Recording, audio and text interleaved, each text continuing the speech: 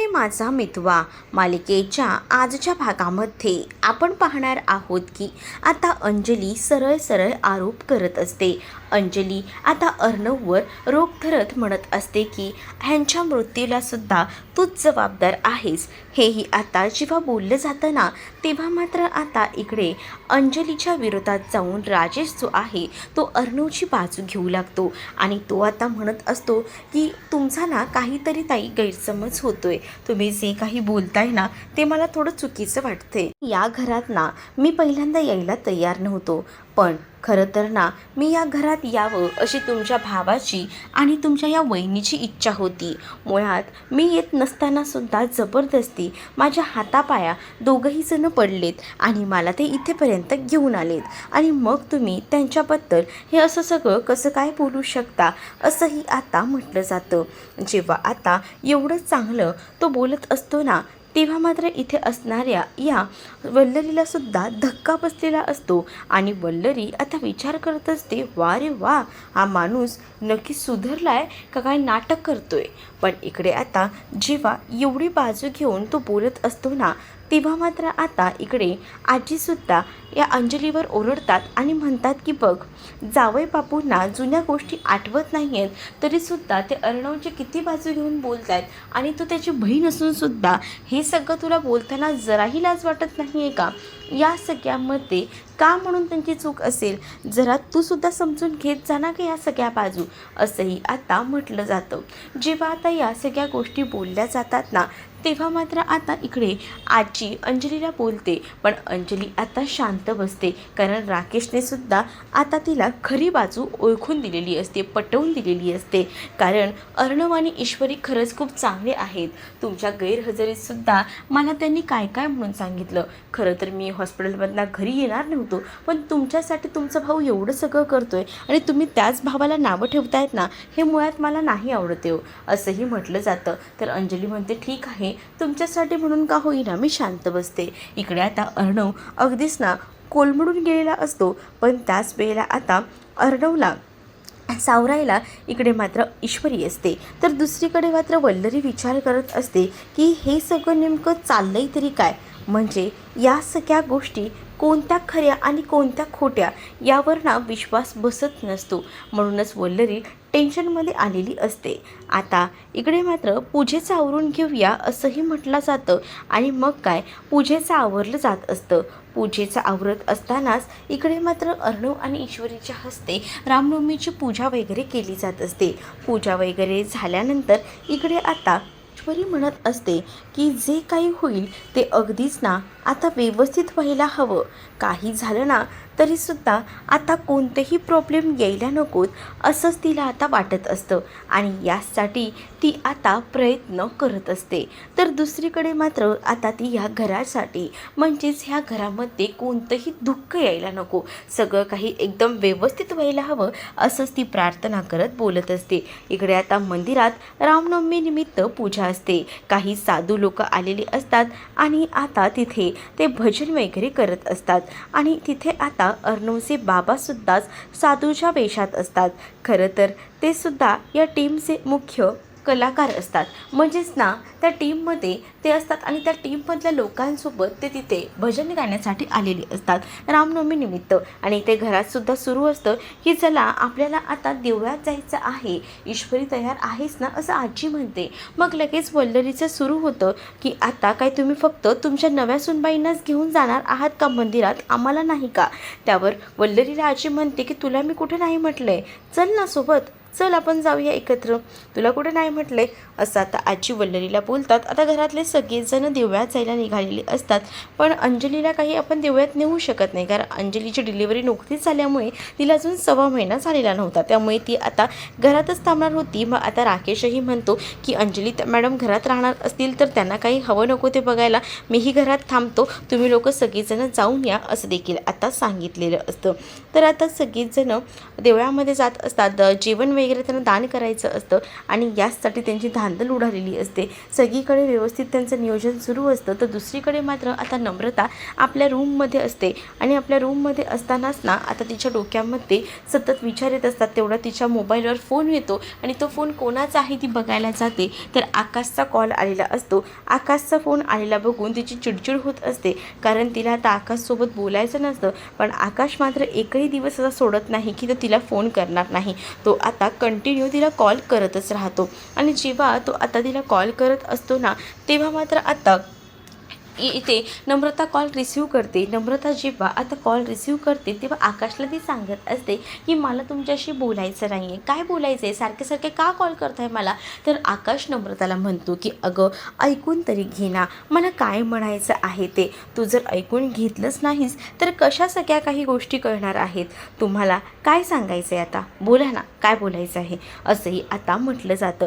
त्याच वेळेला आता ती उलट आहे ना त्याचं अभिनंदन करत असते. कसलं अभिनंदन, कशाबद्दल तू बोलत आहेस, असंही आता विचारलं जातं. त्याच वेळेला आपलं लग्न पुन्हा पोस्टपोन झालं ना, त्यासाठी तुमचं अभिनंदन. हे असंच आपलं लग्न पुढे पुढे जात राहू दे, कशाला आपण लग्न तरी करूया, असंही काहीसं आता ती बोलत असते. जेव्हा ती आता ह्या सगळ्या काही गोष्टी बोलते तेव्हा मात्र आता तिला समजवायचा प्रयत्न करत असतो. आकाश म्हणत असतो की मला माहिती नम्रता तू चिडलीस, पण जुन्या गोष्टी आपण सगळ्या विसरून जाऊया ना, नव्यानं सुरुवात करूया. पण नम्रता कुठे ऐकते. नम्रताला इतका राग आलेला असतो ना की नम्रताने आता कॉलही कट केलेला असतो.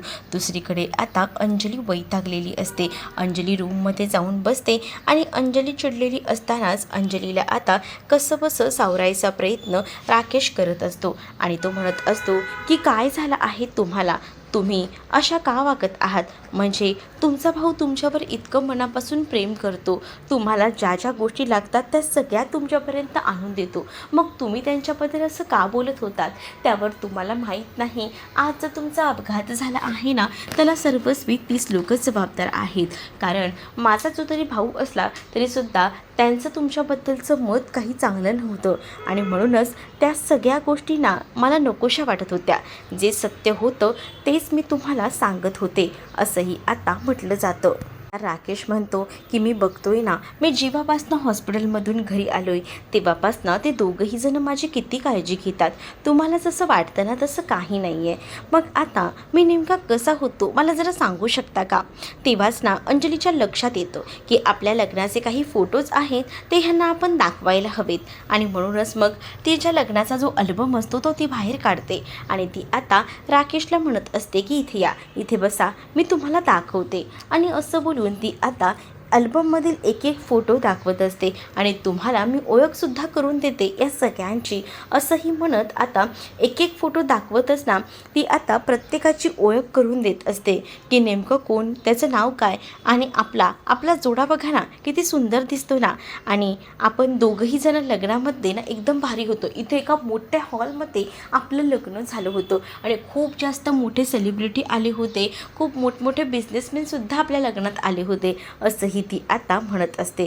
जेव्हा या सगळ्या गोष्टी ती सांगत असते ना तेव्हा मात्र आता तो शांत राहून या सगळ्या गोष्टी ऐकत असतो आणि तेव्हाच ना इकडे आता बाकी सगळेजण मंदिरात गेलेले असतात. ज्या मंदिरात अर्णवचे बाबा साधू म्हणून असतात ना त्याच मंदिरात आता इकडे मात्र सगळीजणं पोचलेली असतात आणि जेव्हा इकडे सगळीजणं पोचतात तेव्हा मात्र आता आजी तिथे जाऊन गुरुजींना सांगतात की आम्ही या सगळ्या साधू संतांसाठी जेवण आणलेलं आहे, म्हणजेच आमच्याकडनं थोडंसं का होईना दान देण्याचा आम्ही प्रयत्न करतो आहे. तर ह्या सगळ्यांना सांगा की भजन संपल्यानंतर जेवणाचा आस्वाद घ्यायचा आणि मगच जायचं, असंही आता म्हटलं जातं.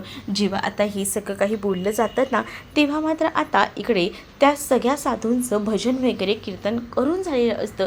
तेव्हा आता त्यांना सांगितलं जातं की प्रसाद घेतल्याशिवाय कुठेही जायचं नाही आहे. त्यामुळे ते साधू जे आहे ते तसेच बसून असतात आणि मग काय त्यांना प्रसाद वगैरे दिला असतो. मग आता अर्णव आणि ईश्वरी त्यांना म्हणत असतात की तुम्ही सगळ्यांनी लाईनीत बसा, म्हणजे कसं ताटं वगैरे वाढायला बरं पडतील. आता त्या सगळ्यांना व्यवस्थित बसवलं जातं लाईनीमध्ये. त्यामध्ये अर्णवचे बाबासुद्धा असतात आणि अर्णवच्या बाबांनासुद्धा आता जेवणासाठी बसवलेलं असतं. मग आता अर्णव आणि ईश्वरी जोडीने जेवण वाढत असतात, तर इकडे वल्लरी आणि मामासुद्धा वाढत असतात. तर जेव्हा अर्णव आणि ईश्वरी नेमके बाबांपर्यंत पोचतात ना, बाबांना जेवण वाढायला, तेव्हा मात्र आता त्यांना ठसका लागलेला असतो आणि ते खोकत असतात.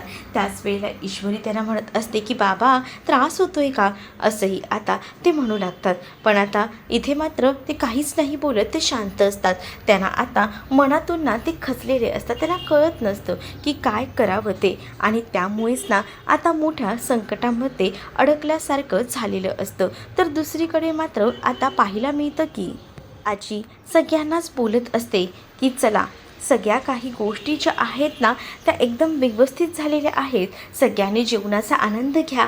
आम्ही खरं तर ना आज रामनवमीची पूजा केली आणि सगळ्यांसाठी जेवणही बनवलं, म्हणूनच आज सगळ्यांसाठी म्हटलं की आज हा निमित्त योग्य आहे आपण दान करायचा, आणि म्हणूनच मी तुम्हा सगळ्यांसाठी जेवण आणलेलं आहे. इकडे आता बाबा जेवत असतात. बाबा जेवत असताना त्यांच्या मनात ना तेच विचार सुरू असतात आणि कोणाचंही अजूनही लक्ष गेलेलं नसतं.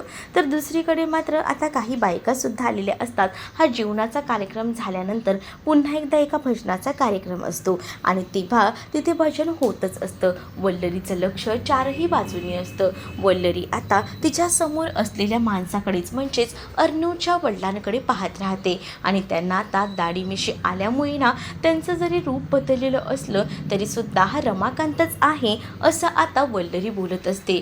वल्लरीच्या लक्षात येतं की हा रमाकांत जिवंत आहे. मला तर वाटलं होतं की हा मेला असेल, पण हा जिवंत आहे, तर हा आपल्या मार्गातला मोठा काटा आहे. ह्याला काही झालं ना तरीसुद्धा गाठायला हवं, पकडायला हवं. तो कोणाला दिसायला नको. दिसला तर एवढे दिवस मी जे काही लपवून ठेवले ते माझ्या हातात ना असंच निसटून जाईल, असाही विचार ना आता मनामध्ये सुरू असतो. इकडे आता ईश्वरीसुद्धा तिथेच असते आणि अर्णवला ना आता त्यातल्याच एकाने पुढे बोलवलेलं असतं आणि अर्णवच्या गळ्यात ना टाळ घातलेला असतो आणि अर्णवला सुद्धा त्या भजनी मंडळात ती लोक सामावून घेतात. ईश्वरीला हे सगळं बघून खूप छान वाटत असतं, पण ईश्वरीचा धक्का जो काही आहे ना तो अर्णवच्या बाबांना लागतो. त्यावरती त्यांना सॉरी वगैरे असं म्हणते, पण त्याच वेळेला आता अर्णवचे बाबा देखील तिला काहीच बोलत नाही. पण आता जेव्हा ती त्यांच्याकडे एकटक बघते ना तेव्हा तिला डाऊट येतो की ह्यांना कुठेतरी पाहिलेलं आहे, असं विचार करूनच ना ती आता टेन्शनमध्ये आलेली असते. पण तिला लगेच क्लिक होत नसतं की ह्यांना मी कुठे पाहिलं आहे, असाच विचार ती आता करू लागते. कारण ना त्यांना आता दाढी वगैरे आलेली असते आणि ती दाढी पिकलेली असते. परत या सगळ्या वेशात ते असतात, त्यामुळे ओळखणं थोडं कठीण जात असतं. कारण का तिने आधी अर्णवच्या बाबांना पाहिलेलं होतं फोटोमध्ये, पण ते ना थोडे असे ब्लेझरमध्ये वगैरे होते, त्यामुळे त्यांची जी काही वेगळी रचना होती. आणि आता या सगळ्या गोष्टी बघून ना ती थोडी अशी चकित पडते की हे अर्णवचेच बाबा होते का. एका पॉईंटला ती विचार करते आणि नंतर ना ती ठरवते की एक काम करूया, आपण ह्यांच्या मागे जाऊन बघूया की नक्की हे तेच आहेत का, एकदा त्यांना आपण विचारूया, असंही आता कुठेतरी ठरत असतं. आता इथे वल्लरीने बघितलेलं असतं आणि ईश्वरीने सुद्धा. मग वल्लरीच्या डोक्यामध्ये असतं की आपण त्यांना जाऊन भेटावं आणि आधी आपण गाठावं, कोणी बघायचं आतच. पण ईश्वरीला सुद्धा तेच डाऊट येत असतो, म्हणून ईश्वरी ना आता कोणताही विचार न करता पटकनच ना मागे मागे जाते. आणि जेव्हा ईश्वरी मागे जात असते तोपर्यंत ते तिथून जात असतात आणि जेव्हा ते तिथून जात असतात ना तेव्हा मात्र आता खूप जास्त टेन्शनचं काम झालेलं असतं वल्लरीसाठी.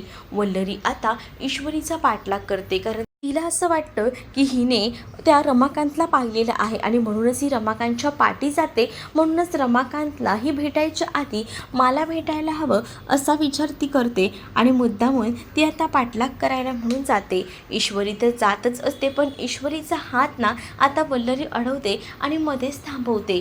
त्याच वेळेला मामाही तिथे येतात आणि मामा म्हणत असतात की काय चाललंय तुमचं.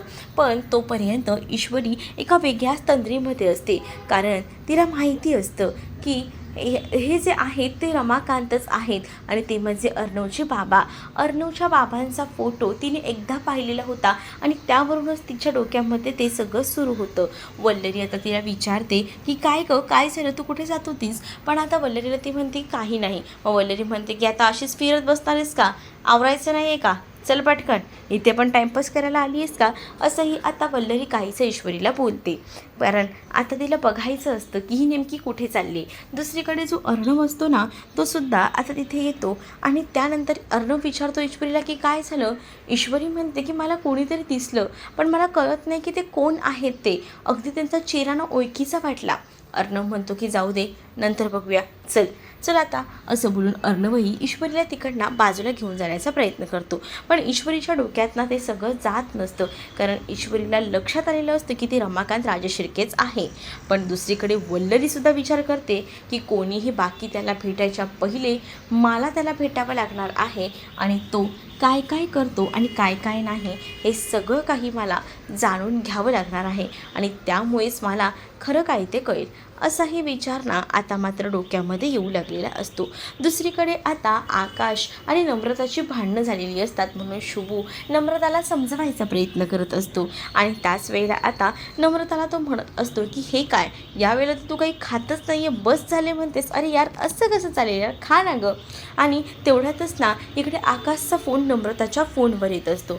पण आता नम्रताला तो कॉल रिसीव करायचा नसतो. तर शुभू तिला म्हणतो की हा राग अजून किती दिवस चालणार आहे ते तरी मला सांग. म्हणजे मला मुळात तुझ्या रागवण्याचं कारण तरी कळू दे.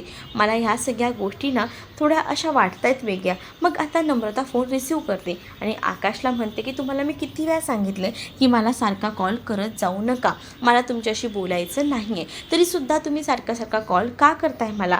पण इथे आकाशचं म्हणणं हेच असतं की आता ज्या काही गोष्टी झाल्या आहेत त्या सोडून दे ना, आपण पुढे जाऊया ना, आपण पुढचं काहीतरी बोलूया.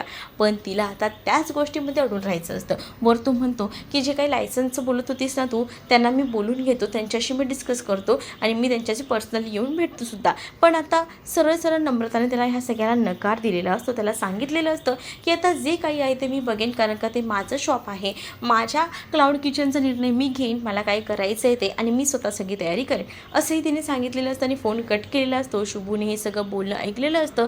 त्यामुळे शुभू आता नम्रताला समजावतो आणि एवढा रागराग करू नको, हा रागराग निगेटिव्हमध्ये जाऊ शकतो. बघ, तो तुला इतका कॉल करतोय आणि तू त्याला इग्नोर करते, मान्य आहे त्याच्याकडनं चूक झाली आहे, पण एकदा थोडं बसून बोला, शांत व्हा. हा रागराग करून नमुना काहीच होणार नाही आहे, याच्याने तू हातात आलेलं सगळं काही घालवशील, एवढंही लक्षात ठेव. असंही शुभू आता नम्रताला बोलून समजावू लागतो. नम्रता म्हणते म्हणजे तुला काय म्हणायचं, या सगळ्यातही माझीच चूक आहे का? शुभू म्हणतो तसं नाही आहे गं, पण थोडं समज. इकडे आता वल्लरी जी आहे ती म्हणत असते की खरंच हा रमाकांत होता का मलाच असा भास झाला. पण रमाकांत असेल म्हणून ईश्वरीला काहीतरी दिसलं ना. ईश्वरी पण रमाकांतला ओळखते, म्हणूनच तर ती मागे मागे जात होती ना. मग तिला भेटायच्या आधी ना तो मला भेटायला हवा. काही झालं ना तरी मी त्याचा शोध घेणारच. कारण आता रमाकांत तिकडनं गेलेले असतात. रमाकांत तिकडनं गेल्यामुळे वल्लरीचं डोकं आता हैराण झालेलं असतं. कारण वल्लरीने इतके वर्ष जे काही सत्य लपवून ठेवलेलं आहे ते कसं ना कसं तरी असं समोर येईल असं तिला वाटलं नव्हतं. पण इकडे इशू तर आता घरी सगळ्यांच्या आधी पोचलेली असते. ती पटकन तिच्या रूममध्ये जाते. तिला आता एक अल्बम भेटतो, ज्या अल्बममध्ये अर्णवचे, अंजलीचे आणि त्याचसोबत अर्णवच्या आईचे आणि फोटोज असतात. आणि त्यामुळेच ना तो अल्बम ती उघडते आणि त्या अल्बममध्ये त्या राजशिर्के घराण्याचे सगळ्यांचेच फोटो असतात. पण आता रमाकांतचा सुद्धा फोटो असतो. रमाकांतचा फोटो ती बघते, तो फोटो हातात घेते आणि तो फोटो हातात घेतल्यानंतर तिला तो प्रसंग आठवतो जेव्हा तिने मंदिरामध्ये त्यांना त्या साधूच्या वेशात पाहिलेलं होतं. मग ती म्हणते की हां, हे तेच होते, 100% हे तेच होते. पण आता हे रमाकांत राजशिर्के आहेत, म्हणजेच अर्णवचे बाबा, यांची भेट घडवायला हवी. यांना काही झालं तरी शोधायला हवं, कारण हे आपल्यासाठी खूप जास्त फायद्याचं असेल. मान्य आहे अर्णव सरांना या सगळ्याचा राग येईल. तेवढ्यातच अर्णव रूममध्ये आलेला असतो. अर्णव रूममध्ये आल्यानंतर ईश्वरीला म्हणतो की काय चाललंय. तर ईश्वरीच्या हातातला तो फोटो म्हणजेच रमाकांतचा फोटो तो बघून आता अर्णवला थोडासा का होईना राग येत असतो. पण ईश्वरी म्हणते की काही नाही. मग आता अर्णव म्हणतो की तुझं चाललंय काय ते तरी मला कळेल का. पण ईश्वरी म्हणते की मला माहिती आहे तुम्हाला तुमच्या वडिलांचं नाव घेतलं का राग येतो, पण मी सहज म्हणून म्हणते, जर समजा रमाकांत राजशिर्के म्हणजे तुमचे बाबा अचानकपणे तुमच्या समोर आले तर तुम्ही काय कराल. त्यावर आता अर्णव चिडतो आणि ईश्वरीला म्हणतो की तुला मी 10 वेळा सांगितलं आहे त्या माणसाचं नाव माझ्यासमोर घ्यायचं नाही म्हणजे नाही. मग ईश्वरी म्हणते, पण समजा जर तुम्हाला या सगळ्या गोष्टी कळल्या की या सगळ्या प्रकरणात त्यांची काही चूक नसेल तरीसुद्धा तुम्ही त्यांना असं दोषी ठरवणार आहात का, असंही ती आता त्याला विचारत असते. परंतु अर्णवला आता रमाकांत राजश्रीकीचा इतका राग असतो ना की त्याच्याबद्दल त्याला ना काहीच ऐकून घेण्यामध्ये जराही इंटरेस्ट नसतो. इकडे आता बाळ जे आहे अंजलीचं ते रडत असतं. अंजली बाळाला शांत करायचा प्रयत्न करते. मग त्याच वेळेला आता राजेशही म्हणत असतो की बहुतेक ना तिला भूक लागली असेल. मग आता अंजली ही बाळाला म्हणते की काय गं बाळा, भूक लागली का? हो हो भूक लागली माझ्या बाळाला. मग आता राजेश म्हणतो की ठीक आहे, तुम्ही तिला दूध पाजा, मी जातो बाहेर. मग ती म्हणते की तुम्ही कुठे जाताय? तो म्हणतो मी जातो बाहेर, मी थांबतो, तिला तुम्ही भरवा. असं बोलून आता तो तिकडनं गेलेला असतो. आणि जेव्हा तो निघून जातो ना तेव्हा थोडं अंजलीला वाईट वाटतं, कारण अंजलीला असं वाटतं की आपला नवरा आहे पण आपला नवरा आपल्यासोबत थांबत नाही आहे. मी आता पाचते म्हटल्यावर हे बाहेर निघून जातात. किती काही झालं तरीसुद्धा आता राकेशला ती एक बाई जी आहे म्हणजे अंजली ती अननोनच असते आणि त्यामुळे तो स्वतः तिकडनं बाहेर जातो. त्यामुळे अंजलीला थोडं गिल्ट येतं. पण इकडे आता इशू जे आहे ना तो आता तो फोटो घेऊन ना तिला जायचं असतं, ते म्हणजे तिच्या आईकडे, तिच्या आईला दाखवायला, कारण आईला तिला हे सत्य सांगायचं असतं. आणि त्यामुळे आता ईश्वरी जात असताना अर्णव तिला म्हणतो की आता कुठे चाललीस? ईश्वरी म्हणते की माझं जरा काम आहे. आणि तिने जो फोटो काढलेला असतो ना ती पदराआड तो लपवत असते जेणेकरून अर्णवला तो दिसायला नको. ईश्वरीला आता अर्णव जाऊ देत नसतो. अर्णवला आता ईश्वरी म्हणते की मी लगेच जाऊन येते, थोडं माझं काम आहे, तेवढं फक्त मी करून येते. पण अर्णव तिला अडवत असतो. ईश्वरी म्हणते की काय हो तुम्ही पण अर्णव सर, आणि त्यानंतर ती त्याला हसवायचा, त्याच्याशी नीट बोलण्याचा प्रयत्न करत असते. पण आता तिला त्या सगळ्याचा शोध घ्यायला निघायचा असतो ना, आणि यासाठी तिची थोडी अशी तकमक सुरू असते. पण तिने ना आता तो परफेक्ट असा फोटो काढलेला असतो. ती आता अर्णवला कसं तरी गुंढाळते आणि तिला तिकडनं जायचं असतं तो फोटो घेऊन आपल्या आईकडे. आणि त्यामुळेच आता ती अर्णवशी बोलून लगेचच तिकडनं निघत असते. घाईघाईनेच ती चाललेलीच असते, कारण आहे ना तिला आता पटकनी जाऊन तो फोटो आपल्या आईला दाखवून सगळी सत्य परिस्थिती सांगायची असते की मला हे मंदिरात वगैरे भेटले होते हे सगळं काही. आणि त्याचसाठी तिची खूप जास्त धांदल उडालेली असते. जेव्हा ती आता घरातून निघते, शेड्यांवरून जात असते, तेव्हा नेमका राजेश जो आहे ना तो सुद्धा आता बाहेर असतो. आणि राजेश जो आहे तो नेमका आता जेव्हा बाहेर आलेला असतो ना ईश्वरी तिकडनं जात असते. पण इकडे अर्णवला थोडा डाऊट येत असतो की ह्या ईश्वरीचं काय चाललेलं आहे. आणि ते कपाट वगैरे त्याला उघडं दिसतं. मग तो विचार करतो की हे बघ, हिची अशी धांदल असते, हे सगळं असंच उघडं ठेवून ही निघून गेली, काय म्हणावं या मुलीला खरंच ना. आणि त्या अल्बमलासुद्धा त्याचा हात लागतो. मग त्याला असं वाटतं की काय हा अल्बम हिने का घेतला होता असा विचारसुद्धा त्याच्या डोक्यामध्ये येत असतो. तर दुसरीकडे मात्र आता ईश्वरी आणि राजेशची ठोकर होते आणि त्यामुळे ईश्वरीच्या हातामध्ये जो फोटो असतो तो खाली पडतो. तेवढ्यातच वल्लरी तिकडनं जात असते, ती वल्लरी थांबते. मग आता दोघंही जण एकदमच खाली वागतात तो फोटो हातामध्ये घेण्यासाठी. आणि जेव्हा तो फोटो हातामध्ये घेण्यासाठी वागतात ना तेव्हा आता राजेश तो फोटो बघतो आणि राजेश म्हणतो की तुम्ही ह्यांना ओळखता का, आणि तुम्ही ओळखता का, असं ईश्वरी ही म्हणत असते. आणि हे सगळं लांबून वल्लरी पाहत असते. पण आता ईश्वरी तो फोटो घेऊन ना आपल्या आईकडे जाते आणि आपल्या आईला दाखवते. आईला तर मोठा धक्का बसतो हे सगळं बघूनच. आणि दुसरीकडे मात्र आता पाहायला मिळतं आता ईश्वरी देवळातही गेलेली असते आणि देवळातही जाऊन सगळी माहिती गोळा करायचा प्रयत्न ती करत असते. म्हणजे तुम्ही ह्यांना ओळखता का असं जाऊन तिथे असणाऱ्या गुरुजींना म्हणते. पण आता जेव्हा आईलासुद्धा ईश्वरी फोटो दाखवते ना तेव्हा मात्र आता इकडे आईलासुद्धा धक्का बसतो, कारण आईलासुद्धा माहीत नव्हतं की हा माणूस जिवंत आहे. आणि आता हा माणूस जर जिवंत असेल तर आपल्यासाठी ह्या खूप जास्त फायद्याचा आहे हे आता ईश्वरीच्या बरोबर लक्षात आलेलं असतं. तर तुम्हाला हा भाग कसा वाटला हे नक्कीच मला कमेंटमध्ये सांगा. आणि अशाच नवनवीन भागांसाठी आपल्या चॅनलला सबस्क्राईब करायला विसरू नका. चला तर मग भेटूया पुढच्या भागामध्ये. तोपर्यंत टाटा बाय. व्हिडिओ आवडला असेल तर व्हिडिओला लाईक करायला विसरू नका.